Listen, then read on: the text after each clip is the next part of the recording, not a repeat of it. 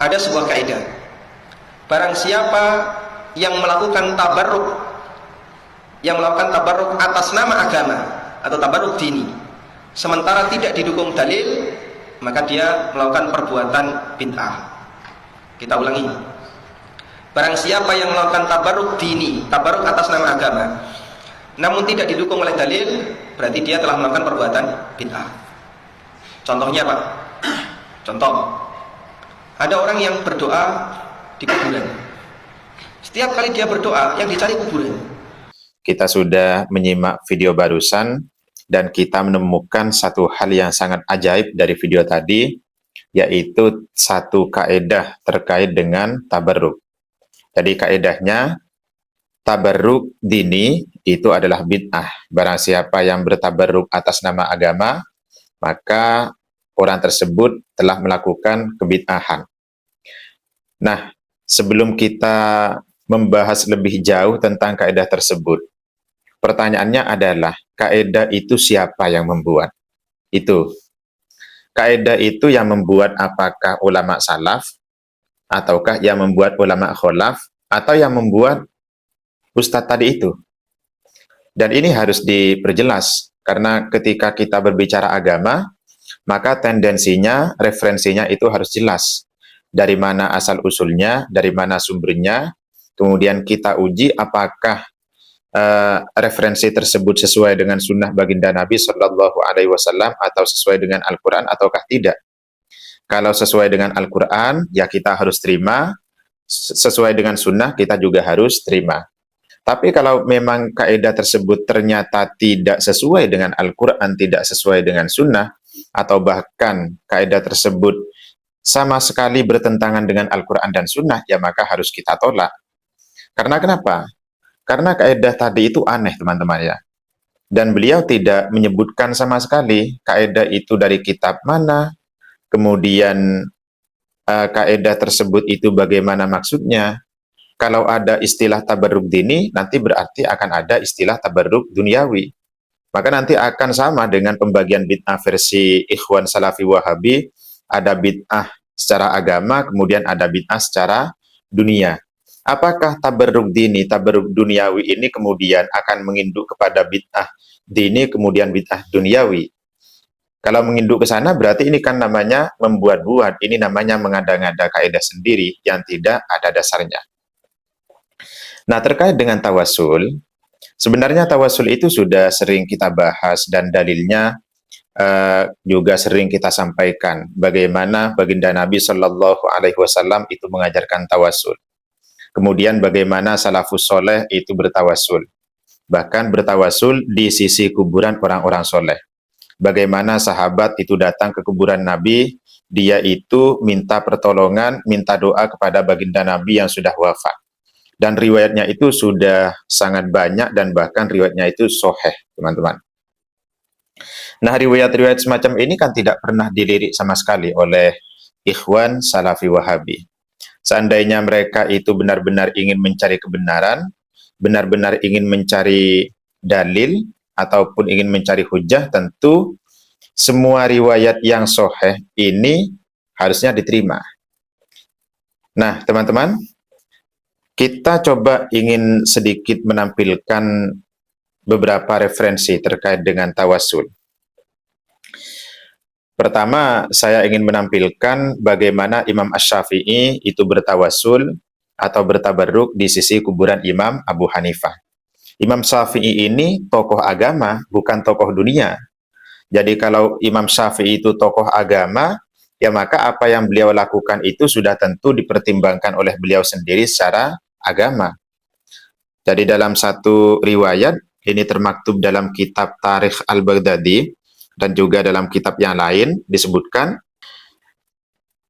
Sami'tu Syafi'i yaqul, kata Imam Ali bin Maimun, saya mendengar Imam Syafi'i berkata, Inni la atabarraku bi Abi Hanifatah wa aji'u ila qabrihi fi kulli yaumin yakni zairon.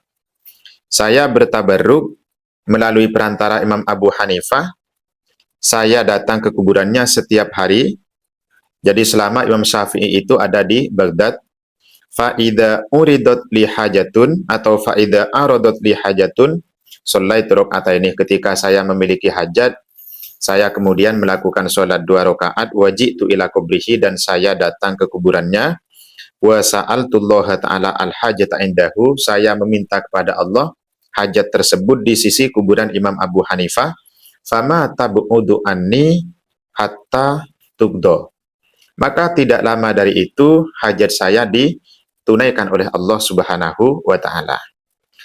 Nah, mengenai riwayat ini, karena dari ikhwan salafi wahabi kan selalu mempermasalahkan riwayat ini adalah riwayat yang dusta, riwayat palsu dari imam atas nama Imam Asy-Syafi'i.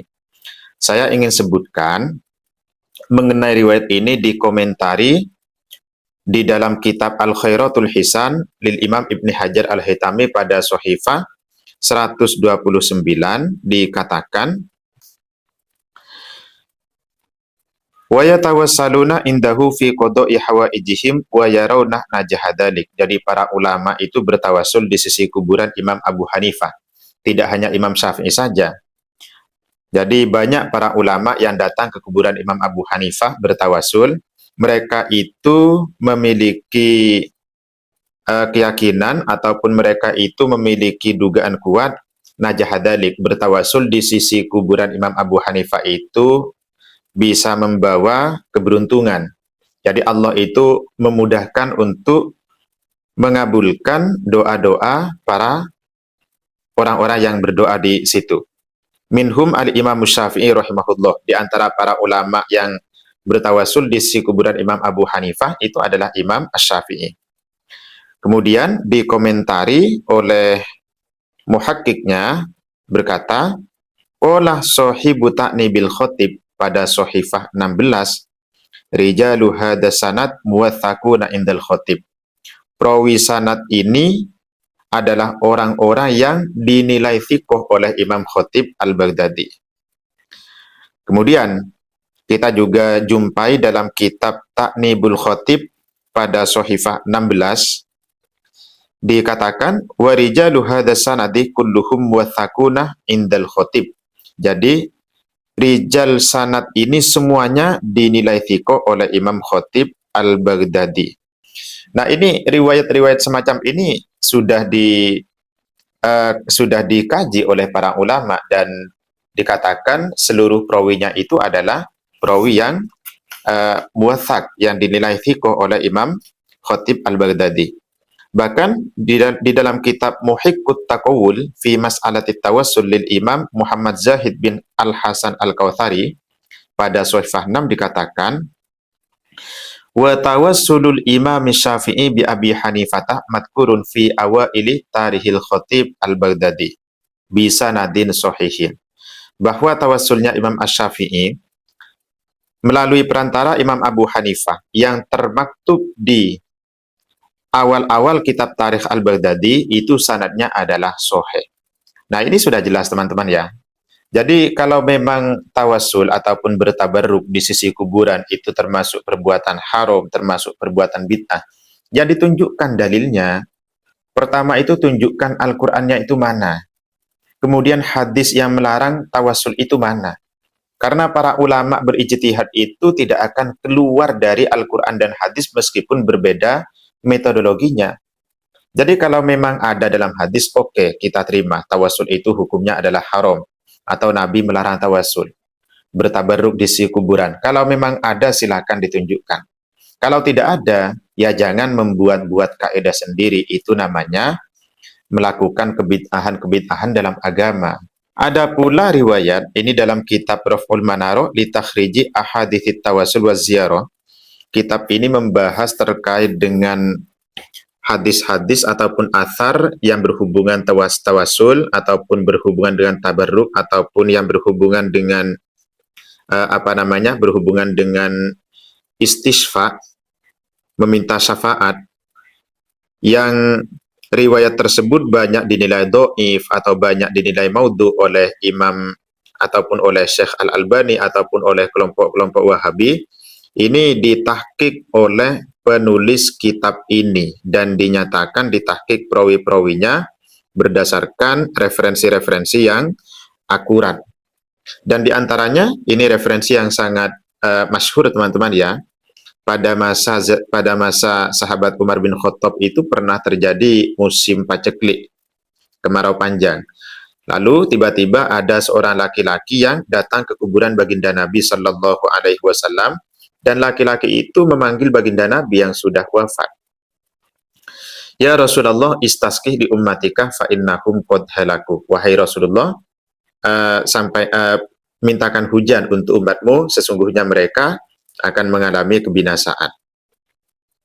Fa'utiyar rajul fil manam. Lalu si laki-laki tadi bermimpi, dijumpai oleh baginda Nabi dan dikatakan, i'ti Umar faqra'hu salam wa akhbirhu annakum maskiyun. Sampaikan kepada Umar, sampaikan salamku kepadanya dan kabarkan bahwa mereka itu akan diberikan hujan. Lalu disampaikan oleh laki-laki tadi, oleh sahabat tadi kepada sahabat Umar, dan sahabat Umar menangis. Tsummakol, sahabat Umar berkata, ya Robbi la alu illa ma ajastu anhu. Jadi sahabat Umar itu sangat terharu dengan apa yang disampaikan oleh laki-laki tadi.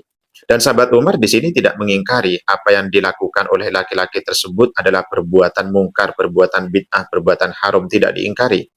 Seandainya tawassul ini hukumnya adalah haram, tentu sahabat Umar itu akan lebih mendahului kita untuk mengingkarinya. Karena sahabat Umar itu yang lebih afham dan yang lebih ketat dalam persoalan-persoalan amaliyah umat Islam. Meskipun ada riwayat sahabat Umar itu bertawassul melalui sahabat Abbas yang pada saat itu beliau masih hidup, ini tidak menafikan riwayat yang semacam ini. Artinya apa? Bertawassul itu boleh melalui orang yang sudah hidup, yang masih hidup, atau boleh melalui orang-orang soleh yang sudah wafat. Artinya boleh kedua-duanya ini teman-teman. Jadi saya bertawassul melalui orang soleh yang masih hidup, oke, itu boleh.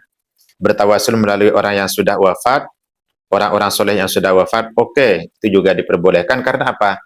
Sama-sama ada riwayatnya. Jadi kalau memang tawassul itu haram, tabarruk itu haram, ya silahkan ditunjukkan. Dari Ikhwan Salafi itu kan belum pernah menunjukkan hadis yang secara spesifik bahwa tabarruk itu hukumnya adalah haram, tawassul itu hukumnya adalah haram, kan belum menunjukkan itu semua. Jadi dalam perkembangan kajian mereka itu tiba-tiba ada kaidah baru, tiba-tiba ada kaidah baru, tiba-tiba ada kaidah baru. Nah, kaidah ini siapa yang membuat? Kaidah itu bukan Al-Quran, bukan hadis, itu karangan ulama. Kalau kita bicara ulama, yaitu karangan ulama, yang menurut Ikhwan Salafi Wahabi itu ulama tidak maksum, katanya begitu. Ya kalau hanya menampilkan kaidah, ya kita juga pakai karangan ulama pula. Cuman kaidah tadi itu siapa yang membuat itu? Harus ditegaskan. Jangan-jangan itu majhul mongkote, atau kaidah itu adalah kaidah yang diada-adakan. Itu. Bahkan di dalam kitab Uddatul Hisnil Hasin ini dikatakan, Al-Hafidh Syamsuddin Ibnul Jazari, beliau seorang ahli hadis besar, ulama hadis besar, beliau mengatakan, wa mimma wadi'i ijabati du'a kuburus solihin. Di antara salah satu tempat mudahnya doa diterima oleh Allah adalah kuburannya orang-orang soleh. Karena memang orang soleh itu dimanapun akan membawa keberkahan. Baik beliau itu masih hidup ataupun beliau sudah wafat. Jadi orang-orang soleh itu meskipun sudah wafat itu tetap membawa keberkahan li solahihi, karena kesolehannya berbeda dengan orang-orang yang tidak soleh. Nah itu teman-teman ya. Bahkan Imam An-Nawawi di dalam kitab Al-Adhkar pada Sohifah 168 mengatakan, wa yustahabbu al-ikthar minaz ziyarah. Kita dianjurkan memperbanyak ziarah kubur. Wa ayyuktiral wukufah inda kuburi ahlil khairi wal fadlih. Dan kita dianjurkan memperbanyak untuk berdiam, berlama-lama di sisi kuburan orang-orang soleh, orang-orang baik dan ahlul fadlih, yaitu para ulama il-amilin. Tuh. Jadi sudah sangat jelas ini ungkapan para ulama, bukan ungkapan tokoh-tokoh dunia, bukan ungkapan orang-orang gila dunia, bukan. Ini ungkapan orang-orang zuhud, orang-orang alim, orang-orang soleh, orang-orang yang memiliki kredibilitas ilmu dalam agama. Nah, ini mosok diingkari semua apa yang disampaikan oleh para ulama. Para ulama itu berijtihad, para ulama itu sebelum menyatakan sesuatu, memutuskan sesuatu, beliau itu menelusuri Al-Quran, menelusuri hadis, kemudian bagaimana pemahamannya. Jadi seperti itu. Jadi sekali lagi silakan ditunjukkan, barangkali ada teman-teman di platform ini yang menemukan tawasul dini, tawasul duniawi, silakan ditulis di kolom komentar. Saya sebenarnya sudah pernah baca tawasul dini, kemudian kebalikannya adalah tawasul duniawi, tawasul secara agama, kemudian tabaruk secara agama, kemudian tabaruk secara dunia. Cuman setelah saya cermati, ini kok ambigu contoh-contohnya, kemudian dasar-dasarnya itu tidak ada.